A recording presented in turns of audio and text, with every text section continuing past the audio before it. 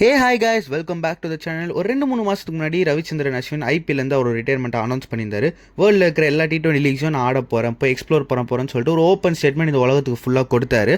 அதோட ஃபர்ஸ்ட் ஸ்டெப்பாக தான் ஆஸ்திரேலியன் T20 லீகான பிபிஎல்ல சிட்னி தண்டர்னு சொல்ல பண்ணுற ஒரு பர்டிகுலர் டீமுக்காக அவர் சைன் பண்ணியிருந்தாரு. உண்மையை சொல்லணும்னா அவரோட சைனிங்க்கு ஒரு நல்ல வரவேற்பே வந்து தாங்க சொல்ல முடியும். நம்ம ஊர்லேயும் சரி அவங்க ஊர்லேயும் சரி ஒரு பயங்கரமான எக்ஸ்பெக்டேஷன்ஸ் எல்லாருக்குமே இருந்துச்சு.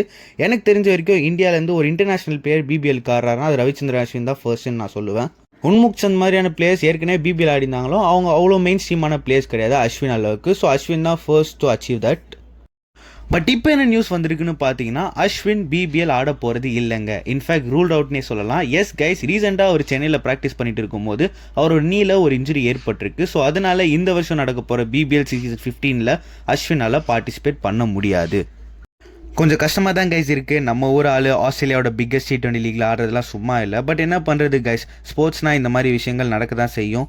Wishing you speedy recovery Ashna, come back even more stronger. So இதோட இந்த வீடியோ நம்ம முடிச்சிக்கலாங்க. இந்த மாதிரியான கிரிக்கெட் ரிலேட்டடான அப்டேட்ஸ் உங்களுக்கு டெய்லியும் பார்க்கணுன்னு ஆசை இருந்துச்சுன்னா மறக்காமல் சேனலை சப்ஸ்கிரைப் பண்ணிக்கோங்க. நான் உங்களை இன்னொரு வீடியோவில் பார்க்குறேன். Until then is Max signing off from whistle போடு.